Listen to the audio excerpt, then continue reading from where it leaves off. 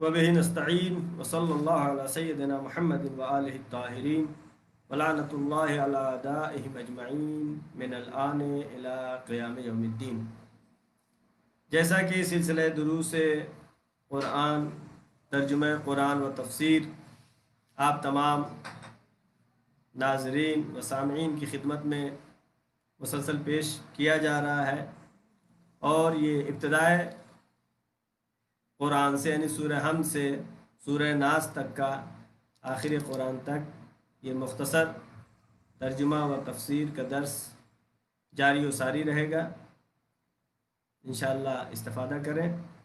بس ایک تفسیر بہت ہی مختصر، بس اتنا کہ جتنے میں ترجمہ سمجھ میں آ سکے، کیونکہ ہدف یہ ہے کہ ناظرین اگر اس درس میں شرکت کرتے ہیں، دروس کو سنتے ہیں، تو انشاءاللہ وہ قرآن مجید کے معنی و مفاہیم کو اچھی طریقے سے سمجھنے لگیں۔ آج سورہ بقرہ کی آیت نمبر 78 سے آیت نمبر 178 سے آیت نمبر 181 دوسرا پارہ چل رہا ہے، اور آج کی جو بحث ہے وہ آپ کی خدمت میں پیش کر رہے ہیں۔ آیت نمبر 178، بسم اللہ الرحمن الرحیم۔ یا ایہا الذین آمنوا کتب علیکم القصاص، اے ایمان لانے والو تمہارے اوپر لکھا گیا ہے قصاص، یعنی قصاص کا حکم دیا جا رہا ہے۔ جیسے کہا کتب علیکم الصیام، آپ کے اوپر لکھا گیا ہے روزہ، یعنی روزے کا حکم ہے۔ اسی طریقے سے کتب علیکم القصاص، تم کو قصاص تمہارے اوپر لکھا گیا ہے، قصاص فرض ہے۔ کتب علیکم القصاص فی القتل، اگر کوئی قتل ہو جائے، قاتل کی سزا یہ ہے، اگر جان بوجھ کے قتل کرتا ہے بغیر کسی گناہ کے، تمام شرائط پائے جا رہے ہیں، تو پھر قاتل کی سزا یہ ہے کہ خون کے بدلے خون۔ ایک انسان نے ایک کو مارا ہے تو اس کے بدلے میں اس کو اگر سزا ثابت ہو جاتی ہے تو پھر سزا دی جائے گی قتل کی، جسے کہتے ہیں پھانسی کی سزا دینا۔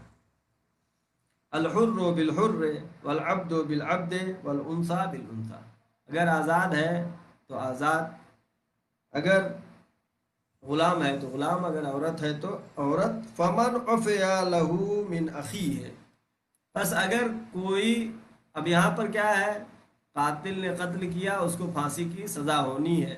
اب آگے آیت یہ کہہ رہی فمن عفی لہ، اگر مقتول کے ورثہ، مقتول کے باپ دادا جو بھی وارث ہیں، عفی لہ من اخیہ، اگر اپنے بھائی کو معاف کر دیں۔ قرآن مجید کتنا نزاکت کے ساتھ الفاظ استعمال، جو قاتل ہے اس کے لیے بھی چونکہ مومن ہے، فمن عفی لہ من اخیہ شیء، اس کو معاف کر دے،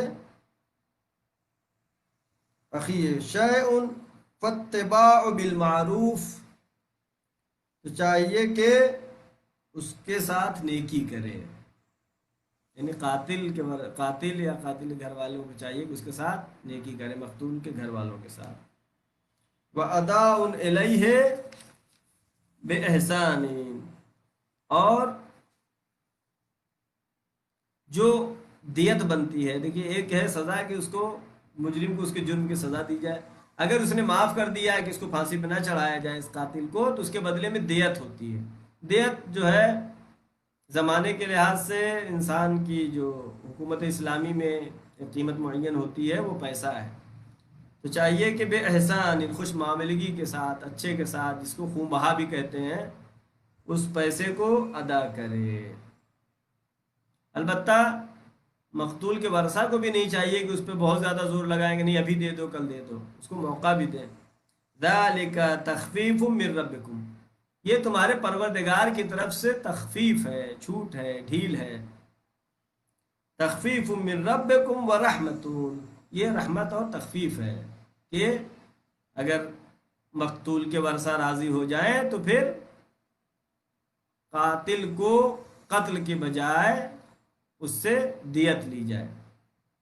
فمن اعتدى بعد ذلك، اگر اس کے بعد کوئی پلٹ جائے، پہلے کہا معاف کر دیا، پھر 2-4 مہینے کے بعد کہا نہیں نہیں نہیں ہم چاہ رہے ہیں کہ اس کو پھانسی کی سزا ہی ہو، فمن اعتدى بعد ذلك، اس کے بعد اگر کوئی پلٹ جاتا ہے اپنے معاملے سے، فلہ عذاب علیم، اس کے لیے عذاب علیم ہے۔ کیوں؟ اس لیے کہ معاملہ توڑنا ہی گناہ ہے۔ آپ بزنس کرتے ہیں، کوئی چیز خریدتے ہیں بیچتے ہیں، وہاں پہ بھی عہد ہے وہ ایک طرح کا، جب معاملہ پکا ہو گیا تو اس کو پورا کرنا ہے۔ یہ حکم جو آیا ہے کہ کتب علیکم القصاص فی القتلى، قصاص میں ایک خون کا بدلہ ایک ہی خون ہے۔ لہذا زمانے جاہلیت میں کیا ہوتا تھا، اگر کسی قبیلے کے آدمی نے کسی قبیلے کے آدمی کو مار دیا تو اس کے بدلے میں جنگیں چلتی تھیں، بہت سارے خون بہہ جایا کرتے تھے۔ لہذا قرآن نے آ کے تصریح کر دیا کہ ایک کے بدلے ایک ہی ہے۔ لہذا تمام شرائط ہیں، قاضی بھی عادل ہونا چاہیے۔ اسلام کیا کہتا ہے؟ لا تظلمون ولا تظلمون، نہ تو کسی پہ ظلم کرو اور نہ ہی ظلم سہو، نہ تو ظلم کرنا صحیح ہے نہ تو کرنا صحیح ہے، نہ تو ظلم سہنا صحیح ہے۔ شریعت میں جیسا کہ جناب موسیٰ کی شریعت کے لیے مشہور تھا کہ عدل کی شریعت، جناب عیسیٰ کے لیے شریعت کے لیے مشہور ہوا کہ حب اور محبت کی شریعت، لیکن دین اسلام نے جو جامع دین ہے، اور دین اسلام جو جناب آدم سے شروع ہوا تھا وہ کمال کو پہنچا ہے، لہذا یہاں پر دونوں چیزیں ہیں، یعنی حب بھی ہے اور عدل بھی ہے۔ عدل کا تقاضا کیا ہے کہ اس کو سزا دی جائے، قاتل کو پھانسی کی سزا دی جائے، عدل کا تقاضا ہے۔ حب کا تقاضا کیا ہے کہ اگر ورثہ معاف کر دیں تو دیت دیا جائے۔ تو دین اسلام کامل ترین دین ہے، لہذا نہ تو دین یہودیت کی طرح ہے کہ بس پھانسی کی ہی سزا دی جائے گی، نہ تو دین مسیحیت کی طرح ہے، عیسائی کی طرح نہیں ہے کہ اگر جو ہے کوئی ایک تماچا مارے تو دوسرا رخسار بھی پیش کر دو۔ یہ دین اسلام نہیں کہتا ہے لا تظلمون ولا تظلمون، نہ تو ظلم کرو اور نہ ہی ظلم سہو۔ دین اسلام دونوں چیزوں کا حکم دیتا ہے۔ اب آگے آیت ہے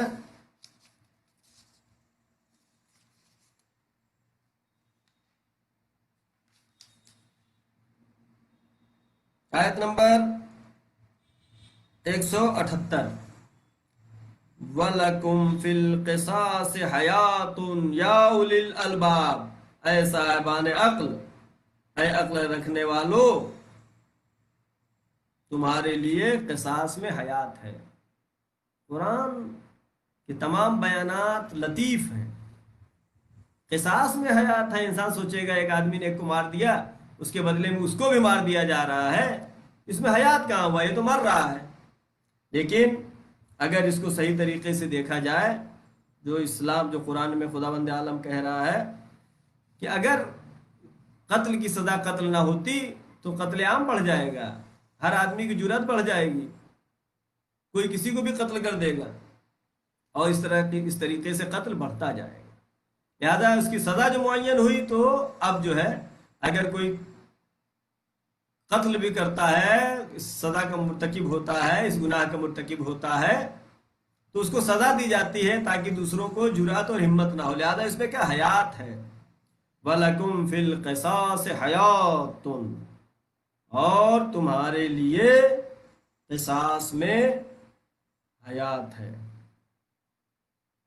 یا اولی الالباب، یعنی اے صاحبان عقل، لعلکم تتقون، شاید تم متقی بن جاؤ۔ بار بار قرآن ہر جگہ کہتا ہے ہدف کیا ہے، مقصد کیا ہے۔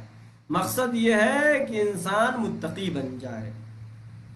لہذا اس آیت کے ذیل میں علامہ طباطبائی رحمۃ اللہ علیہ نے تفسیر المیزان میں تفصیلی مطالب بیان کیے ہیں۔ وَلَكُمْ، لکم لفظ جو آیا وَلَكُمْ، تمہارے لیے، یعنی خدا خطاب کر رہا ہے، یعنی تمہارے لیے کیا فائدہ ہے، لکم تمہارے لیے ہے، وَلَكُمْ فِي الْقِصَاصِ حَيَاتٌ، تمہارے لیے قصاص میں حیات ہے۔ لہذا جو پہلے ذکر کیا میں نے کہ اگر قاتل کو چھوڑ دیا جائے تو کیا ہوگا، قتل زیادہ ہونے لگیں گے اور یہ جرم زیادہ بڑھتا جائے گا. یا اسی طریقے سے چور کی سزا ہے کہ اس کے ہاتھ کاٹ لیے جائے. البتہ یہ نہیں ہے کہ بس اس کے بہت سارے شرائط ہیں، ان شرائط کے ساتھ عادل گواہ بھی ہو. عادل گواہ ہو، دو عادل گواہ دیکھ رہے ہیں کہ چوری کر رہا ہے اور یہ اتنا جری ہے، اتنا زیادہ اپنے کو بہت بڑا گنڈا سمجھ رہا ہے، اتنا روب اس کا طاری ہو چکا ہے کہ عادل جو ہے اس کو چوری سے روک نہیں پا رہے ہیں. اب اگر وہ گواہی دے تب ہاتھ کاٹا جائے. بہت سے شرائط ہیں، مقام نہیں ہے. بہرحال ہماری بحث جو کیا تھی، حیات. وَلَكُمْ فِي الْقِصَاصِ حَيَاتٌ، تمہارے لیے قصاص میں حیات ہے. حیات کی بہت ساری قسمیں. ایک حیات طبیعت ہے، یعنی درخت، پیڑ پودا، یہ سب کی بھی حیات ہے. یہ بھی مر جاتے ہیں، بلکہ زمین بھی مر جاتی ہے، جیسا کہ پچھلی آیتوں میں ہم نے پڑھا. خداوند عالم فرما رہا ہے بارش نازل کرتے ہیں، زمین کو زندہ کر دیتے ہیں. تو حیات کتنی؟ ایک تو طبیعت میں حیات، درخت ہے، پیڑ پودے، یا پھر خود انسان کی حیات، یہ بھی طبیعت سے مربوط ہے. دوسری حیات کیا؟ حیات معنوی ہے. ایک حیات طبیعت، حیات طبعی، ایک حیات معنوی. تیسری حیات کیا؟ حیات برزخی، کہ مرنے کے بعد انسان برزخ میں رہے گا. لہذا وہاں پہ شہداء کا جب تذکرہ ہوتا ہے، شہید راہ حق، شہید راہ خدا، اللہ کہہ رہا ہے کہ ہم رزق دیتے ہیں. بل احیاء، شہید کے لیے بل احیاء عند ربہم یرزقون، رزق پاتے ہیں. چوتھی حیات کی قسم ہے حیات اخروی، کہ جب برزخ کے گزرنے کے بعد ایک حیات جو ملنے والی، جو حیات ابدی ہے، چاہے آدمی جنت میں جائے چاہے جہنم میں جائے. یہ حیات ہمیشہ کے لیے، وہاں پہ موت کا تصور نہیں ہے. اگر جہنم میں ہے تو ہمیشہ جلتا رہے گا، اگر جنت میں ہے تو ہمیشہ آرام سے رہے گا. یہ حیات اخروی. پانچویں حیات کی جو قسم ہے حیات اجتماعی. وَلَكُمْ، کیا ہے؟ وَلَكُمْ فِي الْقِصَاصِ حَيَاتٌ، تمہارے لیے قصاص میں حیات، یعنی سماج کے لیے، معاشرے کے لیے، آپ کے ملک کے لیے، آپ کے شہر کے لیے، آپ کے علاقے کے لیے، جہاں پہ آپ رہ رہے ہیں، اگر وہاں پر یہ قانون جاری ہوتا ہے جو حکم شریعت ہے، حکم اسلام ہے، قصاص کا جو حکم ہے، اگر وہ جاری ہوتا ہے تو پھر کیا ہے؟ حیات اجتماعی ہے، سماج زندہ ہوتا ہے. لیکن جہاں جہاں پہ بھی خداوند عالم نے اس احکام شریعت پر متوجہ کیا ہے کہ لعلکم تتقون، متقی ہو جاؤ. جیسے روزے کے لیے کتب علیکم الصیام لعلکم تتقون، وَلَكُمْ فِي الْقِصَاصِ حَيَاتٌ لعلکم تتقون، متقی ہو جاؤ. یعنی ہدف کو نہیں بھول جانا ہے. ہدف کیا ہے؟ قربتاً الی اللہ، انا للہ و انا الیہ راجعون، اللہ کی طرف سے آئے ہیں، اسی کی طرف جانا ہے. لہذا ہدف جو ہے تقویٰ ہے، یہ گم نہیں ہونا چاہیے. اب آیت نمبر 180،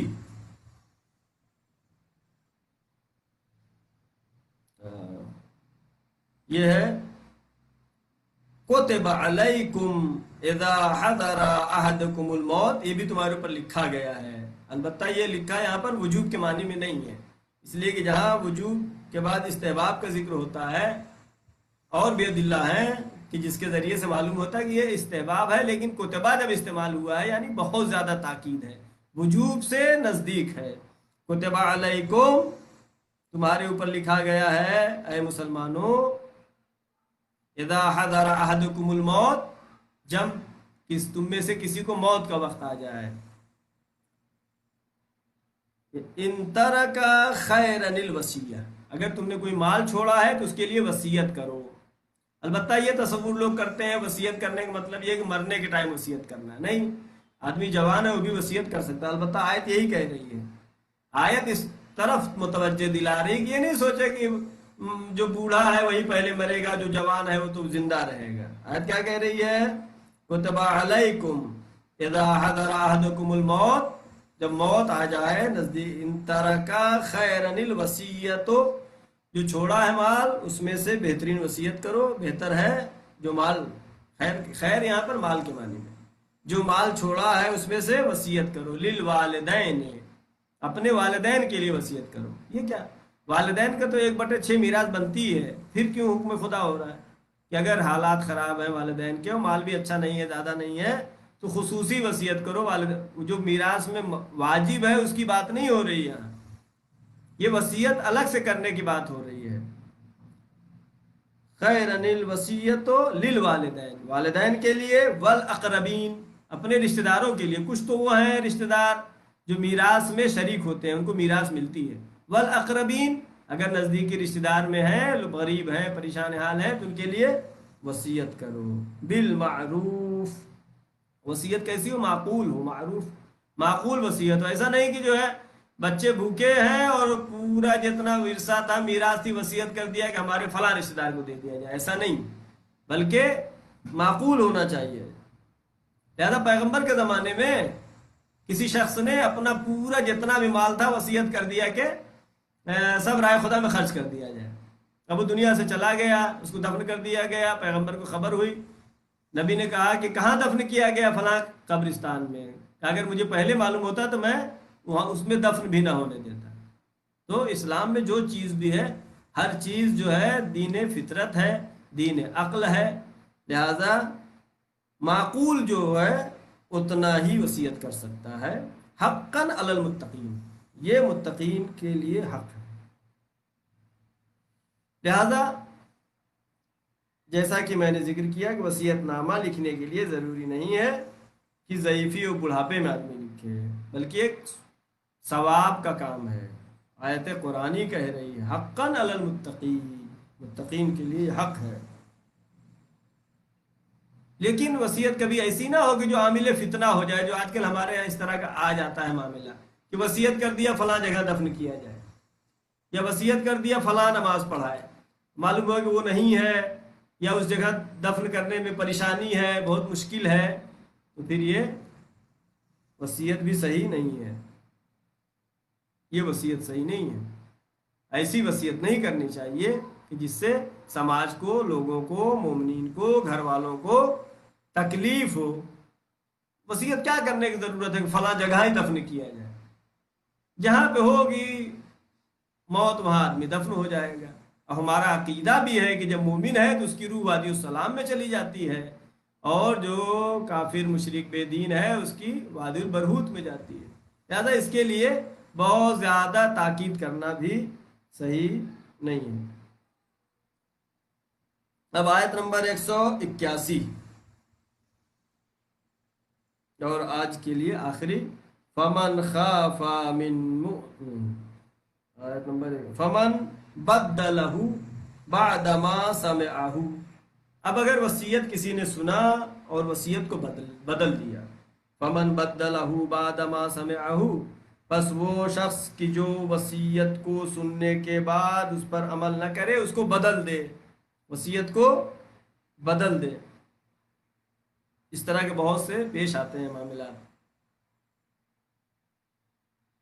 فمن بدلہ بعد ما سمعہ فإنما اثمہ علی الذین یبدلونہ، اس کا گناہ ان پر ہے کہ جنہوں نے وصیت کو بدلا ہے۔ مثلا ایک آدمی مرا، اس نے وصیت کیا کہ 9 محرم کو ہمارے جو پیسے ہیں، البتہ میراث میں ہے کہ اس کے خمس وغیرہ نکالنے کے بعد تقسیم کی جائے۔ اب ہمارے پیسے میں سے کسی نے وصیت کیا کہ 9 محرم کو شربت پلایا جائے۔ اب جو اس کے ورثہ ہے کہا کہ ارے 9 محرم نہیں، 10 محرم کو تو اور بہتر رہے گا۔ یہ وصیت پر عمل نہیں ہوا ہے۔ اس نے جو وصیت کیا ہے جس کام کے لیے، اسی کام میں خرچ ہونا چاہیے۔ یہ نہیں کہ آپ کے سمجھ میں آ رہا ہے کہ نہیں 10 محرم کو شربت پلانا زیادہ بہتر ہے تو اب 10 محرم کو پلا دیں گے، نہیں۔ وصیت کرنے والے نے جب وصیت کیا ہے کہ 9 محرم کو پلایا جائے، تو اور بھی تمام چیزوں کی مثالیں لا سکتے ہیں اس میں۔ جو وصیت کیا ہے اسی کے مطابق وصیت پر عمل ہونا چاہیے۔ فمن بدلہ، اگر وصیت کو کوئی بدل دے کیا ہے، فإنما اثمہ علی الذین یبدلونہ، گناہ ان کے اوپر ہے کہ جنہوں نے وصیت نامے کو بدلا ہے۔ ان اللہ سمیع علیم، اللہ سمیع بھی ہے اور علیم بھی ہے، بہت زیادہ سننے والا، سب کچھ جاننے والا۔ اگر ہمارا عقیدہ یہ ہے، لہذا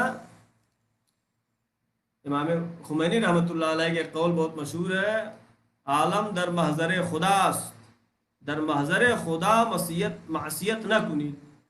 عالم پوری کائنات محضر خدا میں ہے. ہمارا عقیدہ ہے اللہ ہر چیز کو جانتا ہے، ہر چیز کو دیکھ رہا ہے محضر خدا میں. جبکہ اللہ دیکھ رہا ہے تو پھر محضر خدا میں معصیت اور گناہ نہیں کرنا چاہیے. ہماری دعا ہے پروردگار محمد و آل محمد کے صدقے میں، چہارہ معصومین علیہ السلام کے صدقے میں، معبود ہماری اس مختصر سی عبادت کو قبول فرما. پروردگار محمد و آل محمد کے صدقے میں یہ قرآن مجید جو کہ تدبر کے ساتھ، غور و فکر کے ساتھ، ترجمہ و تفسیر کے ساتھ ہم روزانہ تلاوت کر رہے ہیں، پروردگار اس کا عظیم ثواب چہارہ معصومین علیہ السلام کے صدقے میں جو بھی حاصل ہو، ہمارے تمام مرحومین مومنین و مومنات کو اصال ثواب فرما. پروردگار محمد و آل محمد کے صدقے میں جو بھی بیمار ہیں ان کو شفائے کامل و عاجل عطا فرما. پروردگار اس کرونا بیماری سے ہم سب کو جلد از جلد نجات عطا فرما. پروردگار محمد و آل محمد کے صدقے میں جو بھی پریشان حال ہیں تمام مومنین و مومنات کی پریشانیوں کو برطرف فرما. پروردگار جو جوان علم حاصل کر رہے ہیں ان کو روز بروز علمی ترقی و کامیابی عطا فرما. پروردگار جو باروزگار جوان ہیں ان کی روزی میں وسعت عطا فرما. جو بے روزگار ہیں ان کو روزی عطا فرما. معبود ہم کو دنیا سے اس وقت تک نہ اٹھانا جب تک ہمارے تمام گناہ صغیرہ و کبیرہ معاف نہ ہو جائے. پروردگار محمد و آل محمد کے صدقے میں ہم کو اس لائق بنا دے کہ ہم امام زمانہ کے سپاہیوں میں شامل ہو سکے. معبود ہمارے امام کے ظہور میں تعجیل فرما، ہم سب کو ان کے یاور و انصار میں شمار فرما. وآخر دعوانا ان الحمدللہ رب العالمین، والسلام علیکم ورحمۃ اللہ وبرکاتہ.